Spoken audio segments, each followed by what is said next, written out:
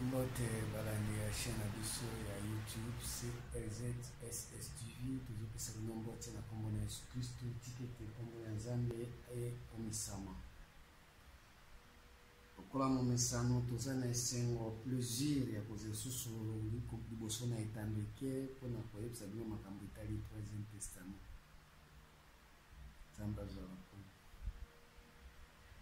tokomeka moke kolobela na ntina etali résurrection ya Christ pa ya Jésus. Résurrection ya Jésus ezali mais awa tozoloba résurrection ya Christ. Jésus mpe baresisaka ye, Christ mpe baresisaka ye. Soki tokei na résurrection ya Christ ya Jésus eza boye ezolobama boye na mokanda ya Romain 10 verset 8 wana eza résurrection ya Jésus. Romain 10 verset 8 elobi boye aotanga wana kombo na Yesu Kristo ya Mesisedeki. Que dit-elle donc? La parole est près de toi, dans ta bouche et dans ton cœur. Or, c'est la parole de la foi que nous prêchons. Si tu confesses de ta bouche le Seigneur Jésus, et si tu crois dans ton cœur que Dieu l'a ressuscité des morts, si tu confesses de ta bouche le Seigneur Jésus, pas Christ, le Seigneur Jésus. Si tu confesses de ta bouche le Seigneur Jésus, si tu crois dans ton cœur que Dieu l'a ressuscité des morts, tu seras sauvé. Awa, ezali ko ressuscité Jésus. Mais awa ngana mina lo la résurrection ya Jésus, non lo la résurrection ya Christ. Na 1 Corinthiens 15 verset 12. 1 Corinthiens 15 12. Or, si l'on prêche que Christ est ressuscité des morts, comment quelques-uns parmi vous disent-ils qu'il n'y a pas de résurrection des morts? Christ veut passer tout ça. Jésus, si tu confesses de ta bouche que Dieu l'a ressuscité Jésus, le Seigneur Jésus dans ton cœur. Mais la Bible. Or, si l'on prêche, alors ils ont confessé, alors ils ont prêché. Pour les gens qui confessé, alors ils ont prêché. Si l'on prêche que Jésus-Christ est ressuscité des morts, comment quelques-uns parmi vous disent-ils qu'il n'y a pas de résurrection des morts? Et s'il n'y a pas de résurrection des morts, Christ non plus n'est pas ressuscité des morts. Et si Christ n'est pas ressuscité, notre prédication est donc vaine et votre foi est aussi, votre foi aussi est vaine. Votre foi aussi est vaine. Alors, eza makamba ko confesser na bouche te. Alors, eza makamba ko prêcher. Kuna eza makamba ko confesser na munoko et Jésus-Christ va s'écouter na motema. Ah, est-ce que comme makamba ko prêcher, tant ozo prêcher, et singelo prêcher que Christ nde ba s'écouter na kati ya évangile. Bande, vous en avez deux choses différentes. Jésus va s'écouter na motema. Mais Christ va s'écouter na kati ya prédication. Tant ozo pesa prédication. Tant ozo prêcher, luka na kati ya prédication na yo osekuisa Christ. Bande, pour Christ pe akufaka. Akufaka nini? 2 Corinthiens 5 verset 16. Yo kandenge Christ akufaka. 2 Corinthiens 5, 16. Ainsi, dès maintenant, nous connaissons personne selon la chair. Et si nous avons connu Christ selon la chair, maintenant, nous ne le connaissons plus de cette manière. Ce qui va te bailler, Christ n'a ndenge anzoto, azali ya kukufa. Soko yeba ki Christ n'a ndenge anzoto, yeba ki azali ya kukufa. Mais siko ce qui va s'équipier, to koyeba si na ndenge anzoto te. Puisque Christ n'a nzoto azali ya kukufa. Mais Christ soki basekwisi ntango soki ozopesa prédication esengeli ezala na Christ oyo basekwisa. Mais siko Christ oyo basekwisa okokutaka ye jamais na nzoto, puisque na nzoto soki okuti Christ na nzoto eza Christ ya kokufa. Mais soki okuti Christ oyo basi basekwisa ye na kati ya prédication azali so na nzoto te. À ce moment-là, bao nyonso bazondimela Christ oyo basi basekwisa ye basé sur ma vieille homme te, comme ma nouvelle créature. Or, pour na sekwisa Christ, Romains 1, verset 2, le Bible. Romains 1, 2. Qui a, bon, na bandatana premier. Paul, serviteur de Jésus-Christ, appelé à être apôtre, mis à part pour annoncer l'évangile de Dieu, pour annoncer, pour prêcher. Si l'on prêche que Christ est ressuscité de mort, Paul, premièrement, a mis en part par rapport à bateau où bazo prêcher évangile na Jésus oyo Christ azana no nanzoto. Mais il est mis en part, c'est-à-dire balongolé nanzoto, qui avait été promis auparavant de la part de Dieu par ses prophètes dans les Saintes Écritures, et qui concerne son Fils, né de la prospérité de David, selon la chair. Abotama qui selon prospérité à David na ndenge en zoto. Mais ce que Paul a été mis en part, balongolé na lolenge à David na ndenge en zoto, et qui concerne son fils né de la postérité de David selon la chair, et déclaré fils de Dieu avec puissance selon l'esprit de sainteté par sa résurrection d'entre les morts, Jésus-Christ notre Seigneur. Et déclaré fils de Dieu. Ce qu'a longo fils de David selon la chair, sikonde bakolongola e na ndenge ya nzoto, babimisie sikoyo fils de Dieu selon l'esprit. Puisque Dieu est esprit. Dieu n'est pas la chair. Alors bien que mon esprit ne restera pas sur l'homme, puisque l'homme n'est que chair. Et en wana longola ki esprit, azun nzoto astiki, abotam siko na lolenge ya David na ndenge ya nzoto. Mais siko awa Paul tango azoya ko sekwisa Christ, azolongole na ndenge ya nzoto na côté ya David, assez kwa côté esprit, de façon que bao nyonso bakondimele sur na esprit, bakokutana na Christ ressuscité. Bakokuta susu na Christ na ndenge ya nzoto te, bakoyeba su Christ na ndenge ya nzoto te. Po bato ebele bayebi Christ na ndenge ya nzoto, balingi kosekwisa ye te alongwa fils de David, akoma fils de Dieu selon l'esprit. Bandeko balinga mikati na nkolo. Or, fils de Dieu azalaka selon l'esprit. Yango moni Bible elobi na Jean 3 verset 6. Ce qui est né de la chair est chair, fils de David. Ce qui est né de l'esprit est esprit, fils de Dieu. Dieu est esprit. Les vrais adorateurs adoreraient leur Père en esprit et en vérité. Ce sont ceux-là que Dieu agrée leur adoration. Bato wana nzambe alingi. Et déclaré fils de Dieu avec puissance selon l'esprit de sainteté. Moi, ce que je déclaré fils de Dieu, azé sous son autorité, ou ezali faible, a comme selon puissance, ou ezota nakati ya bosantu. Yango soko lingi ko sekwisa Jésus, ko déclaré sous yete, soko lingi ko sekwisa Christ, ko déclaré sous yete fils de David. Non, fils de David est allé selon la chair. Mais ce que matisien esprit alongo fils de David, a comme fils de Dieu, mbalamoko a seku, na puissance, na force, na capacité, ya quoi agir na terre de façon que ba terre nyonso bakunda batu, bakunda milimo, bakonda bonzambe ezosala te ekufa bato wana babanda kosekwa mpe moko ape la résurrection de Christ.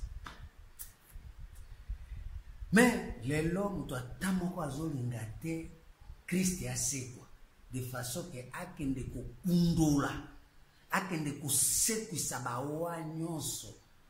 1 Pierre 3 verset 17 akende kosekwisa bawa nyonso. 1 Pierre 3 verset 17 Zambe sunga mutu moko ayoka makambo oyo. Car il vaut mieux souffrir si telle est la volonté de Dieu en faisant le bien qu'en faisant le mal. Moi, sikoyo Christ oyo asekwa azo souffrir sikoyo souffrance na ezali po ete asalaka malamu asala mabe te, puisque bato oyo baza na Christ ya nzoto bosala mabe bazokoka kosekwisa ete ye sikoyo alingi kaka asala malamu. Christ aussi a souffert une fois pour les péchés. Ye pe a souffraki pona bao bazo sumuka. A souffraki ndenge nini? Bazo sumuka par rapport bazozo a Christ ya nzoto nde bazo tombola ye. Bazo linga kolwa kozwa Christ ya nzoto ko boma ye te po ba sekwisa ye na côté puissance de façon que vie ya bato ezala renouveler bato ba comme ba nouvelle créature. De façon que bato balongwa chair bakoma ba esprit. Pour nouvelle créature ezali bato bazotambola na esprit. Bible elobi boye, marchez selon l'esprit et vous n'accomplirez pas les désirs de la chair. Ceux qui sont en Christ ont crucifié la chair avec ses désirs. Mukanda Galates 5 verset 16 à 17,24 à 26. Bande kubalinga mikati na nkolo. Chiko na minicho makambo na zoloba. Mtu atama kosa la waza. Eza ba pasteur, ba prophète, ba ndimi, ba chrétien, mtu atama kosa la ngote. Parce que na minicho bazolinga ko souffrir te po basala malamu au lieu ya ko souffrir kosala kama be na komemaka Christ na ndenge ya nzoto. Pourtant ozo souffrir na komemaka Christ selon la nzoto akozala na puissance te mais akozala na faiblesse. Puisque mukanda nzambe lobi la chair ne sert de rien, c'est l'esprit qui vivifie. Mukanda ya Matthieu 26 verset 40 à 41 la chair est faible, l'esprit est bien disposé. Si ce que l'esprit est bien disposé, et c'est ici.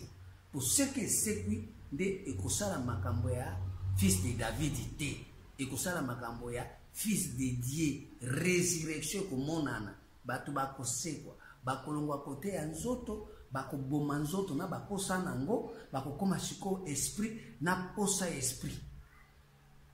Pour Bible, on peut reconnaître que en réalité, dans l'homme, c'est l'esprit, le souffle du Tout-Puissant qui donne l'intelligence. Or, mutunyonso o yazali na souffle ensemble, o yazali esprit, azakande na intelligence, azamto ali bomate. Mais si vous bateau baza na souffle ensemble, bazangi intelligence. Yango mona mutu alamuki na tongo, abandi makambo na ye.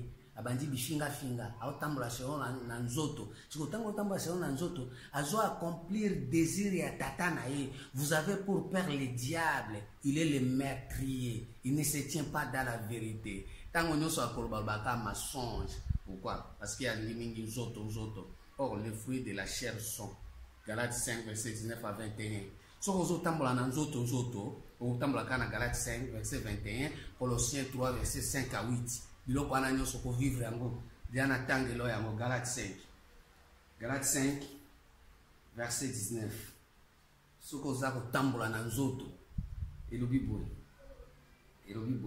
Or les œuvres de la chair sont manifestes, ce sont l'impudicité, l'impureté, la dissolution, l'idolâtrie, la magie, les inimitiés, les querelles. So mon église na bino eza toujours ko swana so ko welela.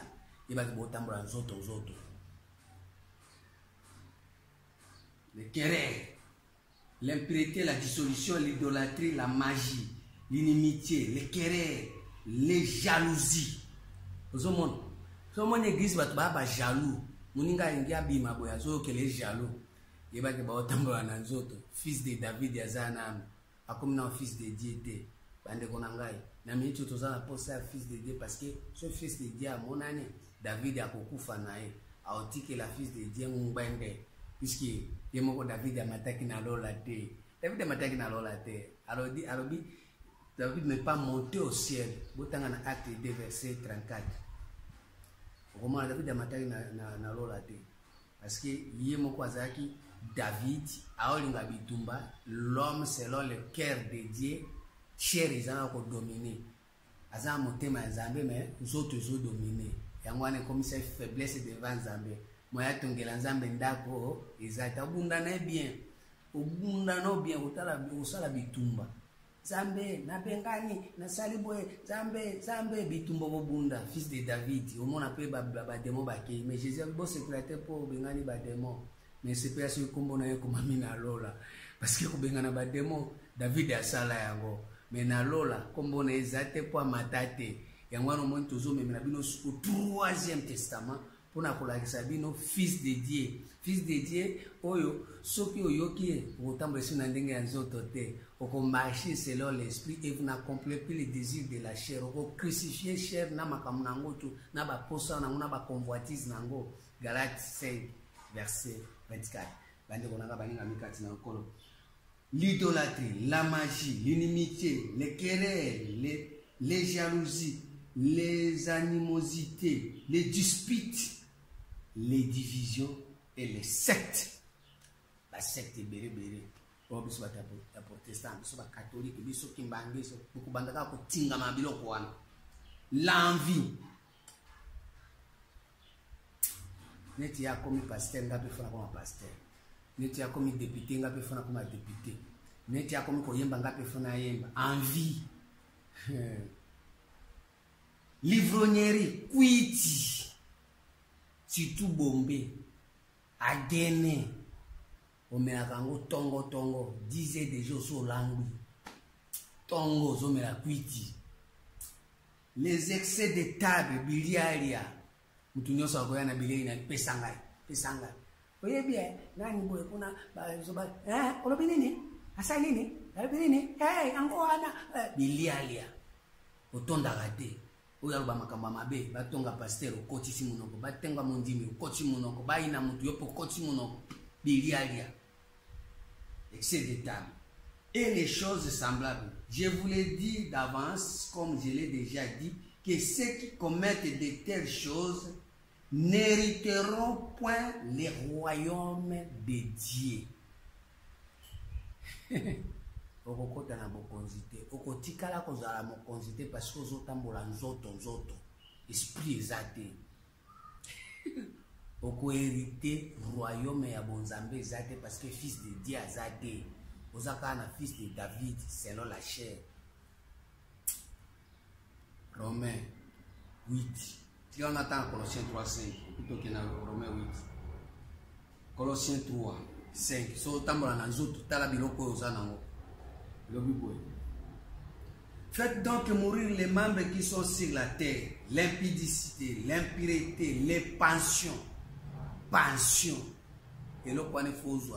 Atana kindumba faux. Atana moibi faux. Atana lokute fuka kozwa. Passion eleki. Tiaka trouble de façon ko kotsa mutu yo récupérer loko wana. Passion eleki. Les mauvais désirs. Tam to tamba na nzoto azaka na ba mauvais désirs. Désir ya ma paix. Et la cupidité, le koso ya mbongo. Wingi mbongo ye pa na yo compréhension ezate yo kila pe batuma wate ngaka yo kaka mbongo nyonso yaka na push na yo moko ndo zo consommer mbongo yo ndo ebi ko liela mbongo ba msuba ebite et pa na bango bazana esprit ya nini ya mfutuma sanga ba osenga mbongo mais yo kandi so le mbongo ezesenga cupidité qui est une idolâtrie. C'est à cause de ces choses que la colère de Dieu vient sur les fils de la rébellion. Fils de la rébellion, zoto. Mon esprit ne restera pas sur l'homme puisque l'homme n'est que chair. Parmi lesquels vous marchez autrefois lorsque vous vivez dans ces péchés. Mais maintenant, renoncez à toutes ces choses, à la colère, à l'animosité, à la méchanceté, à la calomnie, aux paroles déshonnêtes qui pourraient sortir de votre bouche. Ce que c'est que ça Jésus par rapport à l'évangile. Biloko ane se retrouver pas na monoko na ote. So lingoro ba Jésus a c'est quoi? Biloko ane to kutango zoro belango te. Te Jésus te Christ. Christ. So lingoro ba Jésus a c'est quoi? Total ba biloko nyonso ba tangi si biswao na Colossiens 3 verset 5 à 8. Ebi mana monoko na ote. Ba parole déshonnête kuchola batu. Koseka batu. Omoni, naipsa kenini, omoni lelo, akomi boy, ngainde, yo nani. Ne mentez pas les uns les autres. Vous étant dépouillés du vieil homme et de ses œuvres. Ande konangai, soki bozo salela makambo wana bozana na kati ya vieil homme. Nano asekwate. Naba misala na ezomona. Ayant revêtu l'homme nouveau, nouvelle créature, baoyo bazobe sur Christ na ndenge nzoto te, toti otanga mkanda 2 Corinthiens 5 verset 16, bao balingi bakoma ba nouvelle créature. Et ayant revêtu l'homme nouveau qui se renouvelle dans la connaissance selon l'image de celui qui l'a créé. L'image où il a créé Christ. Christ est ligne, ouais, c'est quoi? So, ba nouvelle créature eza bato baza na image ya Kristo ya sekwa. O kota na monoko na bango boye, bakobimisa su makambo ya idolâtrie te. Basé sur na envie te, baza bato ya querelle te, baza bato ya convoitise te, baza bato baza ba ivrogne te, ba na cupidité te lokoso ya mbongo. Partout mbongo, ba prophétie, nzamba la kisinga nzamba lobi, pesa dime ya, pesa offrande ya pour la muka bien, pesa offrande pour ya ba to bengano ba demo, pesa offrande pour olala ba pongi ya bien, to ba offrande comme na ba mbongo partout. Cupidité c'est qui? Yango no moni lelo Christ azo se kwate par rapport à l'évangile. Mais tozolinga to sekwisa Christ par rapport à l'évangile. Pour être évangile na biso ezala vaine te, pe tozala perdu te. Bible le dit bien, 1 Corinthiens 15 verset 17. 1 Corinthiens 15 17. Je le dis. 1 Corinthiens 15 17. Et si Christ n'est pas ressuscité, votre foi est vaine, vous êtes encore dans vos péchés. Ce Christ a sécurité, ça veut dire à partir de ce que c'est Christ l'évangile. Ce que l'évangile est juste quand on a makambo wana ba cupidité wana, ya lokoso ambongo, ya querelle, ya jalousie. Yeba ki a sécurité vieil homme azo dominer. Et l'évangile nyoso kuluba na partir monoko na yo eza vanité. Par conséquent aussi, ceux qui sont morts en Christ sont perdus. Kokufa na Christ, obi kokufa na Christ, muto ayo ki parole, andimi ki parole eza nzoto. Na kati wana akufi déjà na Christ. Parce que na minute wana nzoto déjà c'est monani. Siko okufi wana, okosekwa te. Okufi okelibela parce que otikali ka ndengo wana. Oza perdu. Par conséquent, aussi ceux qui sont morts en Christ sont perdus. Si dans cette vie seulement que nous espérons en Christ, nous sommes les plus malheureux de tous les hommes. Vie kan, vie nini, vie ya kondimaka Christ selon la chair. Vous avez Christ selon la chair. Or, na kati ya chair, les yeux na ba passion. Yango des yeux na ba querelle. Yango des yeux na ba jalousie. Yango des yeux na ba vanité. Yango des yeux na ba dispute. Les sagesse terrestre, sagesse humaine, mondaine, diabolique.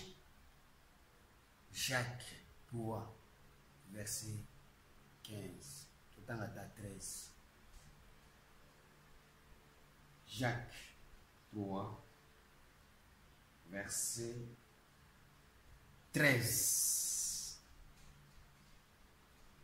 Lequel d'entre vous est sage et intelligent, qu'il montre ses œuvres par une bonne conduite avec la douceur de la sagesse. Mais si vous avez dans votre cœur un zèle amer, un esprit de dispute, Christ yo azome makaba dispute pour esprit wana de Christ. Ce qui est né de la chair est chair, ce qui est né de l'esprit est esprit. Esprit wana tant ozo bota mande Christ. Mais yo za na esprit o ezome mela yo na dispute. Ezana nzoto. Oyebi Christ na ndenge ya nzoto. Ne vous glorifiez pas et ne mentez pas contre la vérité. Cette sagesse n'est pas celle qui vient d'en haut, les fils de Dieu, mais elle est terrestre, charnelle, diabolique. Car là où il y a un zèle amer, un esprit de dispute, il y a du désordre et de toutes sortes de mauvaises actions. Mauvaise action, ma pratique à ma paix. Dans mon église, ils ont cola, mais na Christ, oya botami na nzoto. Assez quoi na nute. Wana ba pratique nyonso bozo sa les ama paix za mbindo. La sagesse d'en haut est premièrement pure, ensuite pacifique, modérée, conciliante, plein de miséricorde et de bons fruits. De bons fruits. Les abats fruits à pambate, ba fruits ni, ba miracle. Oh, Mukanda Matthieu 5 et Matthieu 7, verset 15. Tout ça qui ba miracle na kombo na yo. Tout ça qui na kombo na yo. Ba binjete malambo ko bangona ba na mbuma nango, o bangona ba fruits nango, ba fruits à miracle. Miracle zo ya poissa. Mais Christ a zaya kukufa. Jésus kuto ase kwa na été. Mais miracle ezali. Tu vois miracle wana. Ils ont fruits. Excepté des duplicité, d'hypocrisie. Les fruits de la justice est semé dans la paix par ceux qui recherchent la paix. Or, tous appels na ba fruits à justice o esengeli ba semer yango na kati na nini na kimia bandeko balinga mi kati na nkolo. Mais Christ o ya lelo bazo semer na kimia te. Eza par rapport na évangile critique, évangile ya orgueil, évangile ya comme quoi. Les fruits de la justice est semé dans la paix par ceux qui recherchent la paix. Proverbe 11, 18. Proverbe 11, 18. Dans le sunga mutumo kwa yoka makambo. Proverbe 11, 18. Le méchant fait un gain trompeur, mais celui qui sème la justice a un salaire véritable. Celui qui sème la justice, oso semer justice, oso salaire. Ainsi, la justice conduit à la vie, mais celui qui poursuit le mal trouve la mort. Et on m'a dit boma Jésus par rapport à séquater.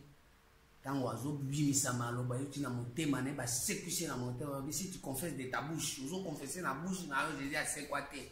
Ozo confesser na bouche na yo Jésus aza na bon moité aza nzoto aza cher. Na on ba boma ti lelo aza ya kokufa. Pour ceux qui azaki na bon moyo be ya sisa mabe nyonso.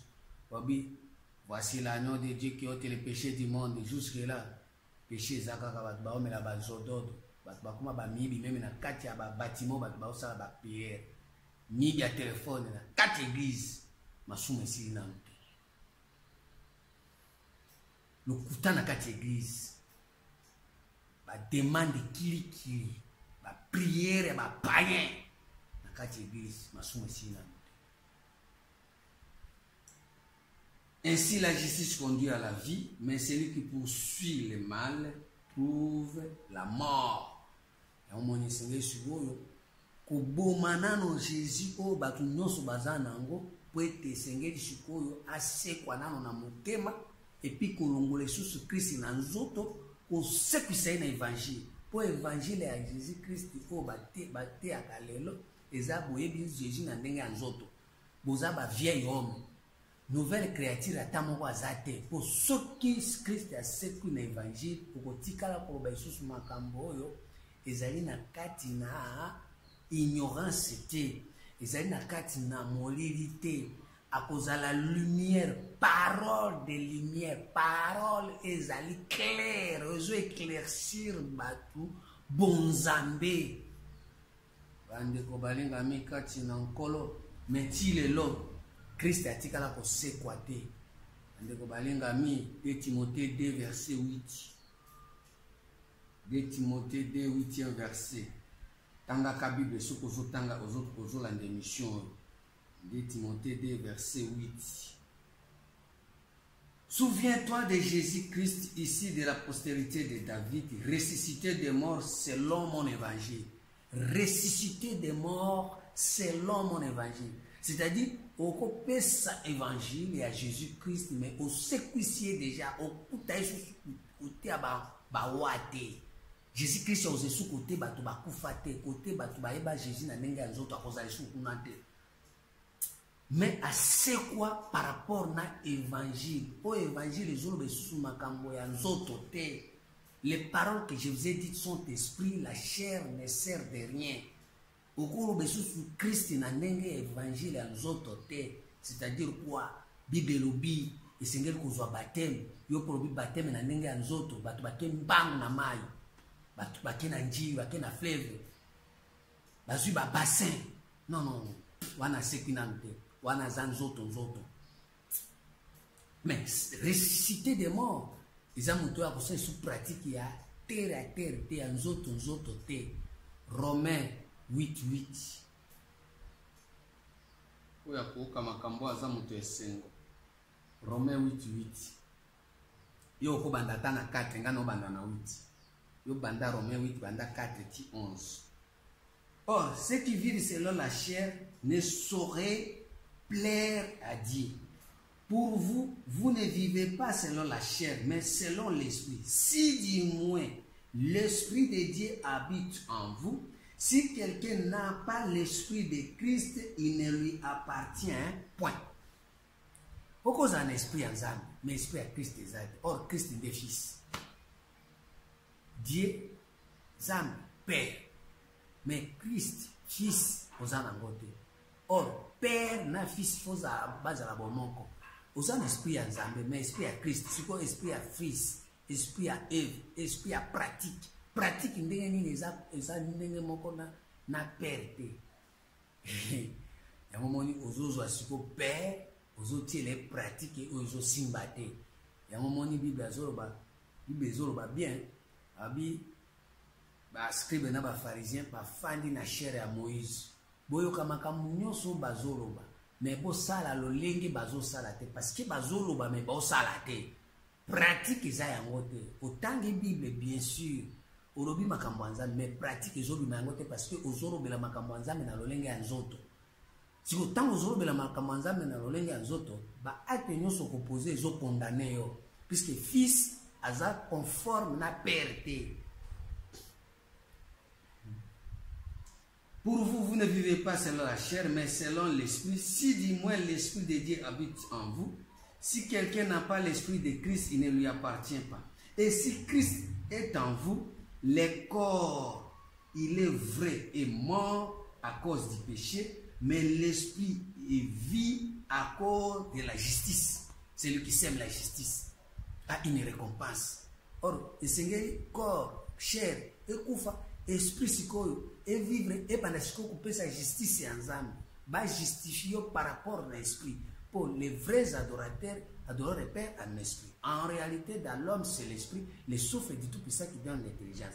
Or le souffle wana tango zo animé ezo personne d'intelligence. Souffle ensemble pesa amtuli bomate et pesa amtunde mayele. Mutu soka zali boma ça veut dire ça na souffle te. Le souffle de Dieu donne l'intelligence. Dans le moment Bible le bien que tous ceux qui l'inspirent louent l'Éternel. Tous ceux qui ont l'intelligence louent l'Éternel. Interprété en langue normale. Tous ceux qui respirent louent l'Éternel. Psaume 150, verset 6. Tous ceux qui ont l'intelligence louent l'Éternel. Et si Christ est en vous, le corps est vrai et mort à cause du péché, mais l'esprit est vie à cause de la justice. Et si l'esprit de celui qui a ressuscité Jésus d'entre les morts habite en vous, celui qui a ressuscité Christ d'entre les morts rendra aussi la vie à vos corps mortels par son esprit qui habite en vous. Ainsi donc, frères, nous ne sommes plus redevables à la chair pour vivre selon la chair. Soki oyo asekwisaka Jésus na motema akosekwisa pe yo pe Jésus na pe na motema. Et puis oyo asekwisa Christ na évangile akosekwisa yo pe na ba maloba na yo obanda koloba maloba ya lisekwa oloba isu maloba ya nzoto te, parce que nzoto wana eza vieil homme esengeli ozala nouvelle créature. Or nouvelle créature kokokuta Christ na ye azoloba isusu maloba ya nzoto te. Christ na ye azoloba nde maloba oyo ya tata na ye ya Nzambe oyo ezoloba na mokanda ya Luc 2 verset 14.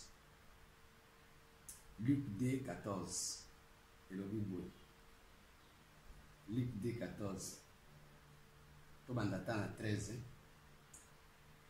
Et soudain, il se joignit à l'ange une multitude de l'armée céleste loi Dieu en disant, au moins si vous avez une multitude d'anges, si vous avez un Christ assez quoi, si vous avez un Christ assez quoi, ange va pelé, va louer si vous.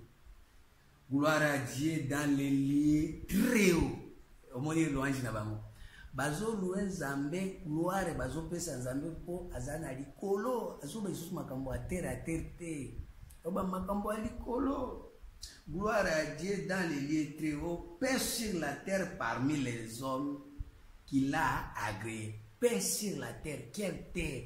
Terre ya muto ya ndimi aboma Jésus naye asekwisa ye aboma pe Christ naye asekwisa ye. Toi ben sous Christ selon la chair de siko assez moment là de kimia yesu na terre okomi sous terre ko za la agité puisque terre ya liboso ezala ki ya Jean et Genèse 1 verset 2 la terre était informe et vide, mais siko komi terre oyo ezana Christ bakobenga ngo terre sainte azoka makambo. Or terre sainte ezala ka agité parce que gloire ba opesa Dieu très haut oyo azotinda fils na pratique na acte na ba œuvre na ezo confirmer que makambo zo sala eza makambo yuti na likolo. Et si que Christ a fait selon Colossiens 3 verset 1 à 2, si vous êtes mort avec Christ, cherchez les choses d'en haut où Christ est assis à la droite de Dieu. Affectionnez-vous aux choses d'en haut, non pas à celles qui sont sur la terre, car votre vie est cachée en Dieu, en Christ. Et votre vie là, lorsque Christ paraîtra, vous paraîtrez ensemble avec lui dans la gloire. Il y a un moment où nous avons une apparition à Christ, nous avons une vision, un songe, mais apparition exacte. Gloire à Dieu dans les lieux très hauts et paix sur la terre parmi les hommes qu'il a agréés. Moi, je suis na minute yo terre comme na paix. Or, Nzambe apesa biso alliance ya kimia yango tomemela bino 3e testament. Zambe molimo kambanga yoyo.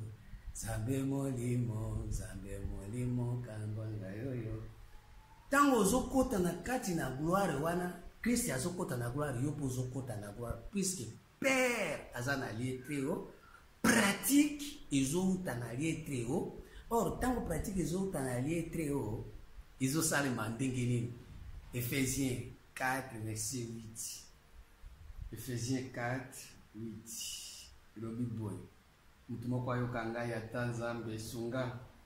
C'est pourquoi il est dit, étant monté à haut, il a amené des captifs, il a fait des dons aux hommes. Eh, Zam.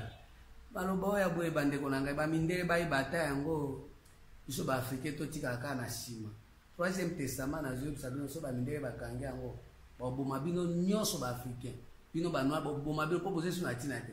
Tina na bino tiel ka muke ka na troisième testament na opesa bino. So ka bo tiki troisième testament, bo kotika na distraction ya ko melaka ba nzododo ya ko sala ka ba ko kota na Sodome et Gomorre na église, ko sala ba ambiance. Bo boy troisième testament, ba mindele ba ko s'accamparer. Moi na ote ngona lingala pona ngi ba mindele ba yebate. So ina te na français mbe basi ba s'accamparer na ko bango ba maele mingi. Bango tango bazo raisonner ko sala ba robot o ba ko remplacer ba humain na avenir na ba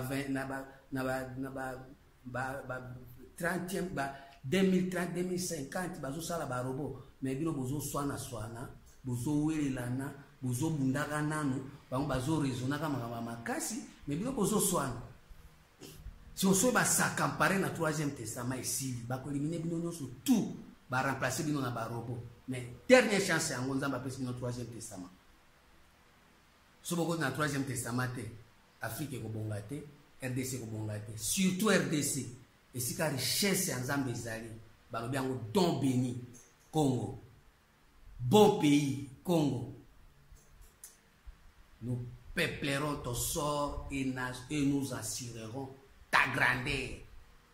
Toko peuple sort ya RDC to assurer grandeur on a ba voyou na ba melibangi na ba te azododo na ba te kwiti non toko peuple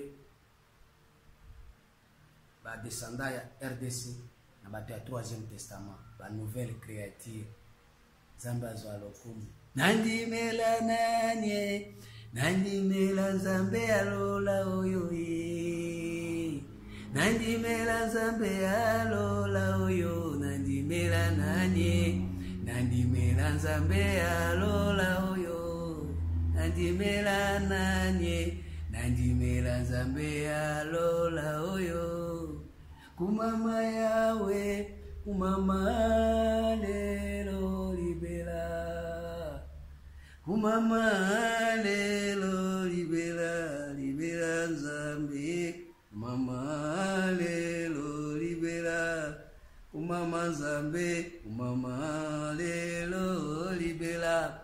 Éphésiens 2 verset 5. Nous qui étions morts par nos offenses nous a rendus à la vie avec Christ. C'est par la grâce que vous êtes sauvés. Il nous a ressuscités ensemble et nous a fait asseoir ensemble dans les lieux célestes en Jésus-Christ. Afin de montrer dans les siècles à venir l'infinie richesse de sa grâce par sa bonté envers nous en Jésus-Christ. C'est par la grâce que vous êtes sauvés par les moyens de la foi et cela ne vient pas de vous, c'est le don de Dieu. Zamba zo alokumu na bato ba comprendre etika la bwena kombo na Yesu Kristo.